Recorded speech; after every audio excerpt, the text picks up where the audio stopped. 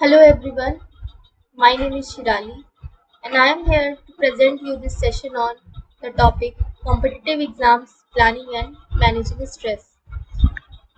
हम सभी जानते हैं कि आज का युग कंपटीशन का है। चाहे हमें कॉम्पिटिटिव एग्जाम क्लियर करने पड़ते हैं, चाहे हमें किसी कॉलेज में एडमिशन लेना है, फिर जॉब पाना है, तो हमें कॉम्पिटिटिव एग्जाम्स क्लियर करने पड़ते हैं। और कहीं ना कहीं जब हम इसकी प्लानिंग करते हैं, प्रिपरेशन करते हैं, तो स्ट्रेस आता है। तो इस सेशन में हम देखेंगे कि किस तरह से हम सही तरीके से क्या हम अपना अप्रोच रखें और प्लानिंग करें, और किस प्रकार जो स्ट्रेस आता है उसे हम रिमूव करें। चलिए देखते हैं। पहला है planning and management. What is your plan? आपने कैसा प्लान बनाया है? क्या आपका प्लान वर्क कर रहा है? क्या आपने कोई प्लान बनाया भी है या नहीं? क्या आपको प्लान बनाना आता है? तो आप इन सब सवालों के जवाब अपने आप से पूछिए कि आपने अपने किस तरह से सब्जेक्ट्स को मैनेज कर रहे हैं, आप किस तरीके से आप कितना टाइम किस सब्जेक्ट को दे रहे हैं, क्या आपको ये सब पता है? आपको अपने स्ट्रेंथ और वीकनेस पता है? तो आइए देखते हैं डिटेल में। Your plan must be realistic.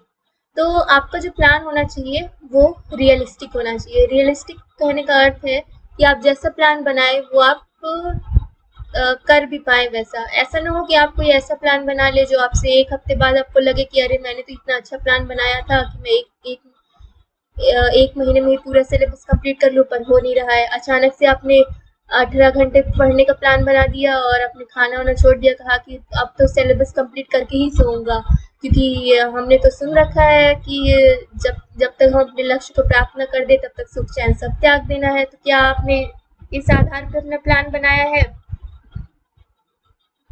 जी नहीं, आपको इस तरह का कोई भी प्लान नहीं बनाना है। आपको प्लान बनाना है जो कि रियलिस्टिक हो, जो कि आप कर पाए। Study time plan must have breaks. 50:10 law. तो ये 50:10 लॉ क्या है? जब भी आप कोई स्टडी का टाइम बनाते हैं, सपोज आप 4 घंटे स्टडी का टाइम बनाते हैं, तो हर 50 मिनट बाद आपको 10 मिनट का ब्रेक लेना है। अर्थात हर 1 घंटे में आपको 50 मिनट पढ़ना है और 10 मिनट का ब्रेक लेना है। ये साइंटिफिकली प्रूवन टेक्निक है कि इससे आपकी एफिशिएंसी मेंटेन रहेगी और आपका कंसंट्रेशन भी लूज नहीं होगा। Give more time to certain subjects less to other. आप ये सब जानते होंगे कि आपका कौन सा सब्जेक्ट वीक है, किस सब्जेक्ट को पढ़ने में ज़्यादा समय लगता है, किस सब्जेक्ट को पढ़ने में कम समय लगता है। उसी हिसाब से आपको टाइम भी देना है। जो सब्जेक्ट्स को ज़्यादा समय देना है उन्हें आपको ज़्यादा देना है, जो वीक है जिसमें उन्हें आपको ज़्यादा समय देना होगा, जिसमें आप स्ट्रांग है उन्हें आप कम समय भी दे सकते हैं। Learn to postpone and leave when needed. ये बहुत इंपॉर्टेंट है। ये जब भी हम कोई प्रिपरेशन करते हैं तो कुछ ना कुछ ऐसे टॉपिक्स आते हैं हमारे बीच बीच में जो कि समझने में हमें बहुत मुश्किलों का सामना करना पड़ता है। अच्छा, और ये कहीं ना कहीं हमें डीमोटिवेट कर देता है, लेकिन आपको डीमोटिवेट बिल्कुल भी नहीं होना है। जब भी ऐसा कोई टॉपिक आए तो आप क्या करें कि उसको थोड़ा टाइम दें। होता क्या है कि हमारा सबकॉन्शियस माइंड होता है, वो अंदर ही अंदर कॉन्सेप्ट्स को प्रोसेस करता है। तो ये बैकग्राउंड में प्रोसेस चलता है और वो क्या करता है कि वो प्रोसेस के थ्रू हमारी अपनी समझ डेवलप कर लेता है। तो आप जब उसको कुछ समय बाद लेकर आएंगे, पढ़ेंगे, तो आपको वो चीज़ें समझ में आने लगेंगी। और दूसरा लिखा है कि लीव व्हेन नीडेड। अगर कोई ऐसा टॉपिक है जिस पे आपने बहुत मेहनत की हुई है, अपने टीचर से भी पूछ लिया और वो आपको बहुत एक्सेस समय खा रहा है, लेकिन तब आपको क्या करना होगा? उसे आपको लीव करना होगा। और आप लीव करते समय ये मत सोचिएगा कि मेरी तैयारी अधूरी रह गई। नहीं, ये लॉ है कि कभी भी हम 100% अप्रोच नहीं कर सकते, 100% प्रिपरेशन नहीं कर सकते। हम 99.9 तो कर सकते हैं, लेकिन 100 नहीं कर सकते। तो हमेशा कुछ न कुछ ऐसे टॉपिक्स रह ही जाएंगे जो हमें ना आते हों। कंप्लीटिशनिस्ट और परफेक्शनिस्ट। तो आपका क्या मानना है कि हमें कंप्लीटिशनिस्ट होना चाहिए या परफेक्शनिस्ट होना चाहिए? तो इसका जवाब है कि हमें कंप्लीटिशनिस्ट होना चाहिए, ना कि परफेक्शनिस्ट। क्योंकि हम कॉम्पिटिटिव एग्जाम्स की तैयारी कर रहे हैं और हम किसी भी सब्जेक्ट में परफेक्ट बनने के अगर जाएंगे तो हमारा वो बहुत सारा समय ले लेगा। कोई भी और अगर हमें पीएचडी करनी है तब तो हम परफेक्शनिस्ट की ओर जाएं, लेकिन अगर हमें कॉम्पिटिटिव एग्जाम्स की तैयारी करनी है तो हमें कम्प्लीटिस्ट बनना होगा, ना कि perfectionist. Do optimum effort. Optimum effort कहने का यहाँ पे यह अर्थ है कि जब भी हम एफर्ट लगाते हैं तो हमारी प्रिपरेशन भी उस हिसाब से बढ़ती जाती है, लेकिन एक समय ऐसा आता है जब हम उसे क्रिटिकल समय कहते हैं, क्रिटिकल इवेंट कहते हैं, या फिर जब ऐसा होता है कि हम एफर्ट ज़्यादा लगा रहे हों और उसका रिजल्ट कम मिल रहा हो, तो इसे ही कहते हैं कि एक ऑप्टिमम लेवल तक पहुंच जाना। तो अब जब हमारा एफर्ट जो है, वो प्रिपरेशन जो है ऑप्टिमम लेवल तक पहुंच गई है, उसके बाद हमें उसे लीव कर देना होता है।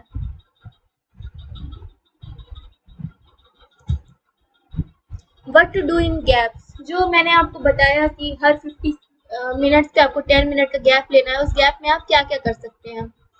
तो वॉक कर सकते हैं, आप एक्सरसाइज कर सकते हैं, योगा कर सकते हैं, मेडिटेशन कर सकते हैं, या फिर आप एक स्मॉल नैप ले सकते हैं। नैप का मतलब होता है थोड़ा सा आँख बंद करके लेट जाना, लेकिन बस ध्यान रखिएगा कि आप पूरा ना सो जाइए।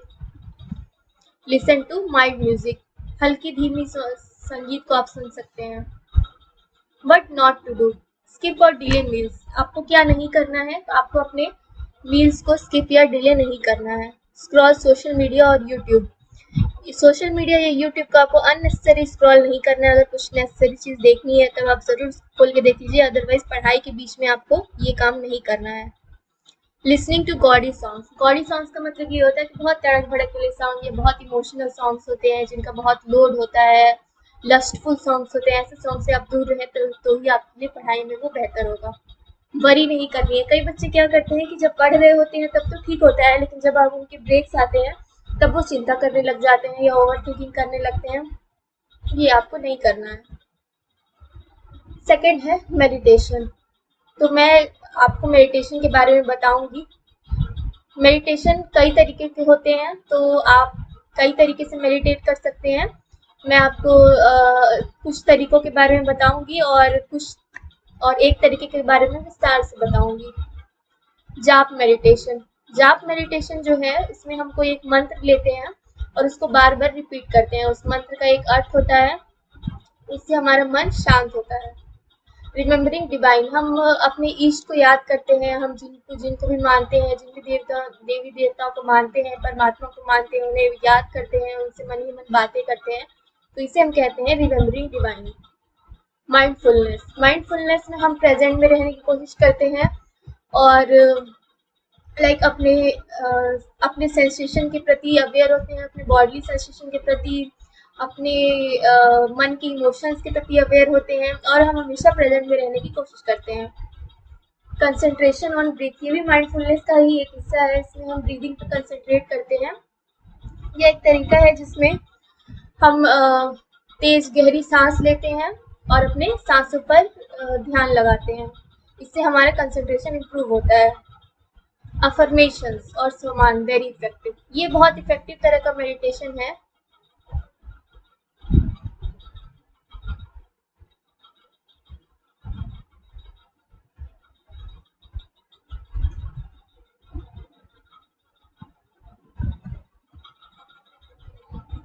अफर्मेशंस और सुमान्स। तो अफर्मेशन कहते हैं किसी भी चीज को अपने अंदर में दृढ़ करना, और सम्मान का अर्थ होता है स्व प्लस मान, यानी खुद को मान देना। तो आइए चलिए देखते हैं कि क्या है। उसके पहले मैं आपको बता दूं कि but not to do in meditation. Stopping thoughts. Thoughts को स्टॉप करने की कोशिश बिल्कुल नहीं करनी है। हमारे प्रैक्टिस के अनुसार थॉट्स जो होते हैं, मन का काम है थॉट्स क्रिएट करना। थॉट्स को हम रोक नहीं सकते। अगर आप बैठ के ये भी थॉट क्रिएट कर रहे हैं कि मुझे कोई भी थॉट नहीं क्रिएट करना है या मुझे कोई भी सोच नहीं करना है, तो ये भी एक सोच ही हो जाती है। इसलिए हमें थॉट को बंद करने की कोशिश नहीं करना है, बल्कि एक अपने थॉट को एक दिशा देनी है। एक बहुत पॉजिटिव और एलिवेटेड थॉट क्रिएट करना है, और हमें थॉट को बंद करने की कोशिश बिल्कुल नहीं करनी है। बिरेटिंग योरसेल्फ।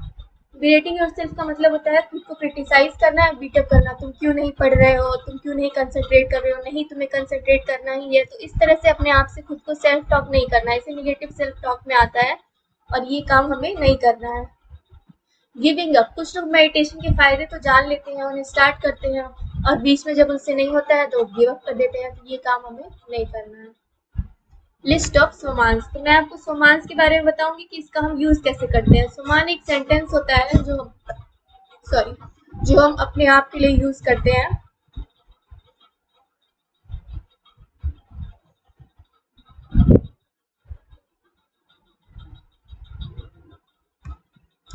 सोमान एक सेंटेंस होता है जो हम अपने आप के लिए यूज करते हैं। और यहाँ पे मैंने दो तरीके के सोमान्स लिखे हैं, कुछ यूनिवर्सल हैं और कुछ सिर्फ स्टूडेंट्स के लिए बनाए गए हैं। तो यूनिवर्सल सोमान में हम देखते हैं क्या क्या आ रहे हैं। I am a successful being. I am a peaceful being.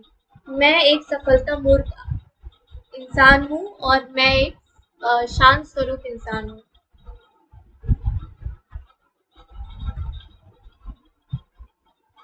I am a powerful being. मैं शक्ति स्वरूप हूँ। I am a wise being. I am skillful being. I am punctual being. I am perfect manager and planner. I am honest in my efforts. I do not compare and compete with others. I compare with myself and compare with my old self. I am relaxed while my preparation. I am contented with my effort and studies. I understand things correctly and accurately. I am sincere, intelligent and wise. तो ये students के लिए। इसको आप कैसे use कर सकते हैं? अगर आप एक स्टार्टर हैं तो आप जरूर इसको कम से कम 25 बार लिखिए। कोई भी एक सेलेक्ट कर लीजिए जो आपको सही लगता है, या फिर आप अपने हिसाब से कुछ बना भी सकते हैं। लाइक कोई भी काउंटर, लाइक अगर आप चाहते हैं कि आप शांति का अनुभव करें, आपको अंदर से बहुत एंग्जाइटी या शांत फील हो रहा है, तो आप ये लिखें कि मैं शांत स्वरूप हूँ। तो जब आप ये लिखेंगे तो ये आपके सबकॉन्शियस के अंदर जाएगा और सच में वो शांति को जनरेट करेगा। लिंक टू द आर्टिकल, यहाँ पे एक लिंक दिया हुआ है, ये पीडीएफ मैं इस यूट्यूब के डिस्क्रिप्शन में अटैच कर दूंगी, इसका लिंक अटैच कर दूंगी। वहाँ से आप इस पीडीएफ को खोल के यहाँ पे लिंक से जाके और सोमान के ऊपर जो पूरा फुल आर्टिकल है वो आप पढ़ सकते हैं। Stressors and remedies. What are your stressors? जब भी हम एग्जाम की तैयारी करते हैं तो कुछ ना कुछ स्ट्रेसेस जनरेट होते हैं, उन स्ट्रेसेस के कोई कारण होते हैं और वो कारण कुछ भी हो सकते हैं। तो चलिए देखते हैं। आइडेंटिफाई द ट्रिगर्स, मतलब जो भी ट्रिगर्स हैं जो आपको स्ट्रेस का अनुभव कराते हैं, आपको उन्हें उसका रीज़न को पता लगाना है। मैंने कुछ रीजंस लिखे हुए एग्जाम्पल के रूप में, लाइक वरी करना, पता नहीं मुझसे हो पाएगा नहीं हो पाएगा, डाउट करना, अपने आप पे कॉन्फिडेंस ना रहना, लैक ऑफ प्लानिंग, आप प्लान नहीं कर पा रहे हो, लैक ऑफ कंसंट्रेशन, कंसंट्रेट नहीं कर पा रहे हो। तो आपको सबसे पहले तो ट्रिगर को आइडेंटिफाई करना है कि किस वजह से आपको स्ट्रेस हो रहा है या फिर एंग्जाइटी हो रही है। Look for counter affirmations. Counter affirmations का अर्थ है कि अगर आपको कोई लाइक आपको कंसंट्रेशन की घटा हुआ लग रहा है तो आप एक अफर्मेशन बनाइए कि I am fully focused and concentrated in my studies. इस तरह का आप अफर्मेशन बना के या सुमान बना के उससे आप 25 बार लिखिए, 30 बार लिखिए। इससे क्या होगा कि वो एक एनर्जी जनरेट करेगा और सच में आपका जो कंसंट्रेशन का प्रॉब्लम है वो चला जाएगा। और चाहे आप दूसरी रीजंस भी देखें, कई बार बैलेंस डाइट नहीं लेने की वजह से भी कंसंट्रेशन लूज होता है, या कोई बीमारी होती है, कोई हमें अंदर ही अंदर चिंता खाई जा रही है, तो इस केस में हमें टॉक टू अ साइकोलॉजिस्ट, वहाँ पे हमें एक साइकोलॉजिस्ट की ज़रूरत पड़ती है। जब हम अपने प्रॉब्लम्स आइडेंटिफाई नहीं कर पा रहे हैं और हम खुद से उसे ठीक नहीं कर पा रहे हैं, तो हमें ज़रूर ही एक साइकोलॉजिस्ट से बात करनी चाहिए। Important advice to pay attention for students. Don't ignore English और अदर लैंग्वेज सब्जेक्ट्स। ज़्यादातर बहुत सारे बच्चे ऐसा करते हैं कि सोचते हैं कि मुझे तो अपना करियर पीसीएम बनाना है, फिजिक्स केमिस्ट्री मैथ्स से बनाना है, तो मैं क्यों इंग्लिश पढूं, क्यों मैं हिंदी पढूं। लेकिन ऐसा नहीं है। जो लैंग्वेज सब्जेक्ट्स होते हैं वो हमारे ब्रेन को शार्प करते हैं और हमें सोचना समझना सिखाते हैं, हमें हमारा एक आउटलुक प्रिपेयर करते हैं, परिवार के प्रति, समाज के प्रति, हमारा अपने प्रति एक सोच डेवलप करते हैं, एक अंडरस्टैंडिंग डेवलप करते हैं, जो कि बहुत ज़रूरी है हमारे इस लाइफ, ये बहुत इंपॉर्टेंट लाइफ स्किल है। इसलिए आप कभी भी इंग्लिश या अदर साहित्यिक सब्जेक्ट्स जो होते हैं उससे आप इग्नोर मत करिएगा। और इंग्लिश सीखना भी बहुत ज़रूरी है आपके लिए। अगर आप किसी ऐसे स्कूल में पढ़ते हैं, हिंदी मीडियम स्कूल में पढ़ते हैं, या फिर ऐसे बैकग्राउंड से आप आते हैं जहाँ पे आपको इंग्लिश का उतना एक्सपोजर नहीं मिल पाया हो, तो आपको ज़रूरी इंग्लिश पे अपने वर्क करना चाहिए, क्योंकि आगे चल के जब आप बाहर जाएंगे तो आपको इंग्लिश की बहुत ज़्यादा ज़रूरत पड़ने वाली है। तो इंग्लिश इम्प्रूव करने के लिए ज़रूरी नहीं है कि आप कोई बहुत भारी भरकम मेहनत करें या बहुत सारा पैसा खर्च करके कोई कोर्स ज्वाइन कर लें। नहीं, जैसे ही आपको कोई ना कोई नए वर्ड्स मिलते हैं, इंग्लिश ज़्यादा से ज़्यादा सुनिए, और कोई भी नए वर्ड्स मिलते हैं तो उसे आप नोट डाउन कर लीजिए और उसका यूजेस सीख लीजिए। जब भी हम वर्ड्स को उसके यूजेस के साथ याद करते हैं तो वो हमें याद हो जाते हैं अच्छी तरीके से, और हम उससे उस जगह पे यूज़ भी करने लग जाते हैं। Eat balance diet and drink sufficient water. हमें जो है वो प्रॉपर बैलेंस डाइट की ज़रूरत है, और वाटर सफिशिएंट पीना चाहिए, न ज़्यादा न कम। Sleep well at night 6 to 8 hours. जो हमारी नींद होती है, जो हमें सफिशिएंट नींद की ज़रूरत है, वो आप ज़रूर लेनी है। अलग अलग लोगों के लिए अलग अलग होती है, और 6 से 8 घंटे के बीच में अधिकतर लोगों के लिए वैरी करती है। तो आपके लिए जो सही है, आप इसमें खुद को इससे कंपेयर मत कीजिएगा कि फलाना तो इतने समय सो के ही अच्छा फील करता है। बट आप ये देखिए कि आपको कितनी स्लीप की ज़रूरत है। Don't be a Cramer. Cramer का अर्थ होता है रट्टू तोता। तो आपको बिल्कुल भी पढ़ाई के समय रट्टू तोता नहीं बनना है, लाइन टू लाइन चीज़ें याद नहीं करनी है, बल्कि समझना है और अपनी लैंग्वेज में लिखना है। You must have a hobby. आपके पास एक हॉबी ज़रूर होनी चाहिए एक, और आपको रोज़ कुछ ना कुछ समय अपनी हॉबी के लिए ज़रूर निकालना है। लाइक पेंटिंग हो सकती है, कुछ भी creative work, painting, drawing, graphic designing, writing articles. आप कुछ भी एक हॉबी अपनी डेवलप कीजिए, क्योंकि ये आपको डी स्ट्रेस करने में बहुत मदद करेगा। और दूसरा कि आप अपनी हॉबी कभी भी वॉचिंग मूवीज़ देखना या फिर स्क्रॉलिंग सोशल मीडिया ये मत बनाइए। ये कोई हॉबीज़ नहीं है, ये सब डिस्ट्रैक्शन में आते हैं।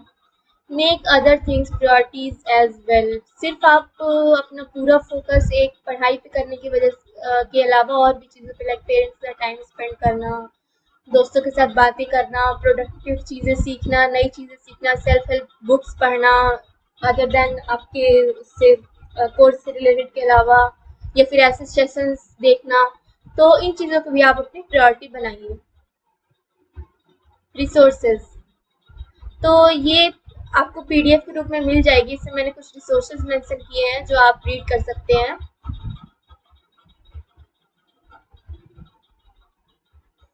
यहाँ पे कुछ ऐप्स के नाम मैंने बताए हैं, ये सारे लिंक्ड हैं, और आप इन पे क्लिक करेंगे तो आपको ये ऐप्स खुल जाएंगे।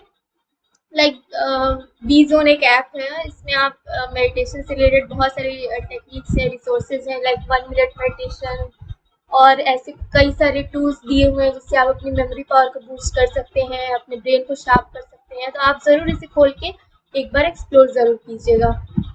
thinkright.me में डेली अफर्मेशंस आते हैं, और उससे रिलेटेड 3 ऑडियोज़ रहेंगे, एक सुबह, एक दोपहर और एक शाम को।